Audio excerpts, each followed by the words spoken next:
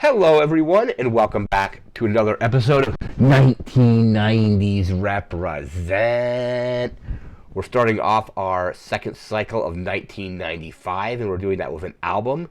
And this episode, we're talking about Garbage's self-titled debut. There's three albums in 1995 that I think are kind of like the basis, if you will, for my kind of like style in music and the music I like. Last cycle we covered Jagged Little Pill by Alanis Morissette. That's one of them. The other two, I should say, are this album here by Garbage, as well as the Foo Fighters debut, their self-titled debut as well. So this episode we're talking about Garbage's self-titled debut. It's an amazing album. Probably rank it at number two for the like in my top Garbage albums. Version 2.0 is always, at least for now, going to be the top. But this one is also just almost as excellent. But I think version 2.0 just kind of goes above and beyond. But this album is still quite amazing. One of my favorites. I have some notes here about it. We're going to discuss the album, discuss the track listing and all that. So let me just get to our notes here. So Garbage, self-titled, released August 15th, 1995. It reached number 20 on the Billboard 200 in the US. And in the UK album charts, it ended up at number 6. I have this CD on CD and this album on CD and vinyl. Actually, let me just showcase those off really quick right now. I have two versions of the vinyl. I unfortunately didn't get around to getting the 2015 reissue, and I kind of regret that because it seems like it was like a really cool collection. Because the other two albums, version 2.0 and Beautiful Garbage, I have the deluxe reissues on those. But this here is an original pressing. I think Mushroom was the record. Mushroom Records, Alamo Sounds. This one I had to import. I've had this in my collection since 2012. In 2011, I got kind of really into collecting vinyl, and I really wanted Garbage's albums on vinyl. I remember went to a local record store, and this is at the time they had put out Not Your Kind of People, so that one was pretty easy to find. But finding any of their other albums on vinyl at that point was kind of hard. It was I had to do it all online. I did it through eBay as well as the Discogs Marketplace. I think I got this one on eBay. Had to import this one from the UK. My version of version 2.0 was imported from Japan, and I think I also when I picked up Beautiful Garbage, the original pressing of that was also from the UK. Eventually, all those albums did get reissued, but I'm really glad I have original pressings on this. So this is the back of the original pressing there from 1995. And then I want to say a couple years ago, it may have been for like International Women's Day or Women's Day, they did another reissue of this same album. Let me actually just put that down. And this is the I want to say 2022 reissue. Let me see when it got reissued. Says 2021, but I ended up not getting it until 2022. I think it was delayed in shipping quite a bit because this was also from. I got this one on Amazon, but I think it was being sold through Amazon, like through the UK as well. So there's the back of this one. This is again. I got this one in 2022, but it's saying 2021 reissue for this one. Both sound amazing. This probably be my favorite one out of them just because it's a 1995 original. And I remember, and actually just recently finally completed the collection because Bleed Like Me was finally released on vinyl as well, so I picked that up. So Garbage is one of those bands where I have all their major studio albums on vinyl. Foo Fighters are the same way. But I have those. Like I said, they reissued it in 2015. I think that was the first major reissue of the album. And that's the one where I ended up not getting it because I had that version already. Also, the deluxe one was pretty expensive, but I kind of going back now, I regret not getting that. Band was formed basically in 1993 by Butch Vig, Steve Marker, and Duke Erickson. Butch Vig and Steve Barker had worked together for like 10 years at that point. They owned Smart Studios in Madison, Wisconsin. They had a couple of their own bands. Butch Vig, as you know, did a lot of producing for bands like Nirvana and the Smashing Pumpkins. They also had a band called Firetown, which I actually have one of Firetown's albums because it's one of Butch Vig's prior bands. It's a pretty good album. I would recommend checking out Firetown. They're pretty good. Obviously disbanded, long disbanded by now, but pretty good album there. The another band they were in called Spooner. They eventually broke those bands up as they were doing more record producing at the same time they were doing remixes for other bands, and eventually they just wanted to be in their own band again, so that they basically formed Garbage alongside Duke Erickson. The band name Garbage came from the music sounding like garbage, basically. So that's kind of where the name of the band came from.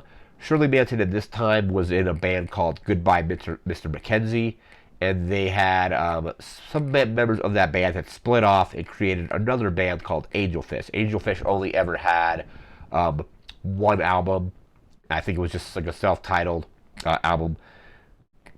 And there's a really cool story, and the way Shirley explains it is with Angelfish, they did a song in a music video for a song called Suffocate Me. Apparently that song, or that music video, only played on MTV one time. And it happened to be when Steve Barker was actually watching, I think it was on 120 minutes, and just happened to be right place, right time, saw this music video, and they needed a lead singer for their band, and and they basically saw Shirley Manson, and they're like, she would be a perfect fit for this band. Let's go and see if we could, could bring her on board and have her be our singer, our vocalist, and all that. And basically, it's kind of and the rest is history, so to speak. But yeah, they brought her in. Apparently, the original name of the song called "Fix Me Now," which is on that album, was originally called Chris Cornell, because apparently in an interview, Shirley was saying she was obsessed with Chris Cornell at the time, really liked his music. So the name of that song was originally Chris Cornell, but it's "Fix Me Now" on the album. There were, let me see, 2, 3, 4. There were 6 singles released from this album. The first one was Vow. Then there's Only Happy When It Rains, Queer, Stupid Girl, and Milk. I think Vow was the first music video they made, but the first music video I remember seeing was the video for Queer, because I think Vow would have probably come out right when the album was getting released, and I think they did a second music video late kind of fall, November, because November 1995 is when I really started watching MTV a lot, because I was really getting into Alanis Morissette, I was really getting into Foo Fighters, and then saw Garbage. I saw the Queer music video, and it's a really cool music video. It's mostly very washed out, very black and white. There's a little bit of color at the end, kind of Wizard of Oz style, because it fades into a scene of color. The music video for Stupid Girl is really good. The music video for Only Happy When It Rains is also really good. Milk, I think, has a music video as well. This was kind of at a time where their final song on the album would be a slow, kind of almost like a ballad. So on this album, we have Milk on version 2.0. You Look So Fine is the kind of closer on that one. Those songs are very slow compared to some of the other tracks on those albums. Mostly, I put this album in a category of alternative, maybe alternative rock kind of thing. It was kind of released at a time period where I think alternative was not super well defined, so a lot of bands I think were maybe thrown into that category. I now consider them to be more rock and maybe a little bit less alternative, but they kind of incorporate a lot of genres anyway. Version 2.0 is it's alternative, but it's rock, but it's also techno and electronica. They have a lot of genres going for them in a lot of their albums. So it's kind of hard to just say Garbage is this particular genre. We're gonna take a quick look at some reviews, or just review scores for this album. Let me pull these up. It all got some pretty good reviews. So look, AllMusic gave it a 4.5 out of 5. Entertainment Weekly has it an A. 4 out of 5 from The Guardian. 5 out of 5 from Kerrang. Enemy gave it looks like an 8 out of 10. Can't really say that's an 8 or a 9. This display is kind of being weird. Let me just copy paste that and then I'll know for sure. Yeah, an 8 out of 10 from NME. Q has it 4 out of 5. Rolling Stone has it at a 4 out of 5. 4 out of 5 from Select. Vox has it at an 8 out of 10 as well. So overall, pretty well reviewed, pretty well received, both like critically and commercially.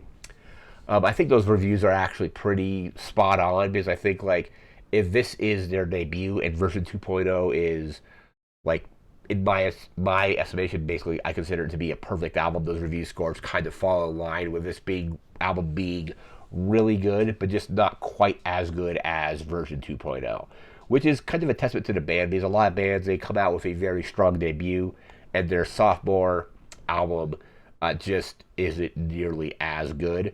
Garbage is one of those bands where they kind of dodged the sophomore curse, so to speak, because like their second album is, in my opinion, better than their first, and their first one is also excellent. So that's quite amazing. We're gonna go ahead here and take a look at the track listing.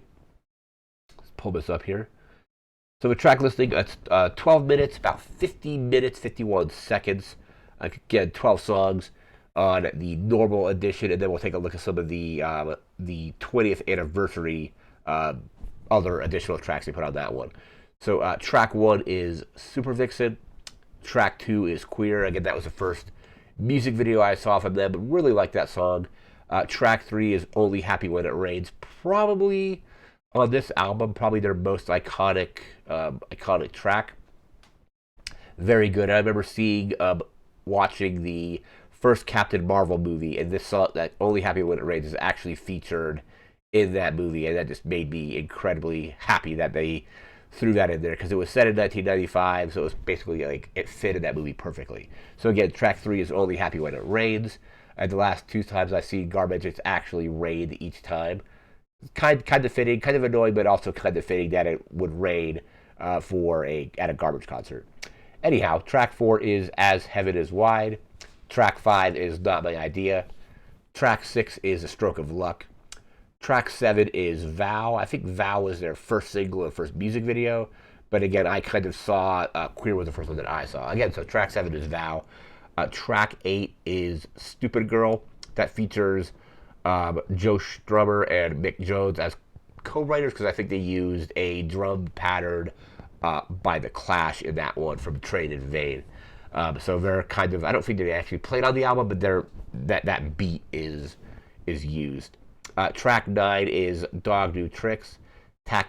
Track 10 is My Lover's Box. Track 11 is Fix Me Now. And track 12 is Milk. So 12 tracks, 50 minutes, 51 seconds.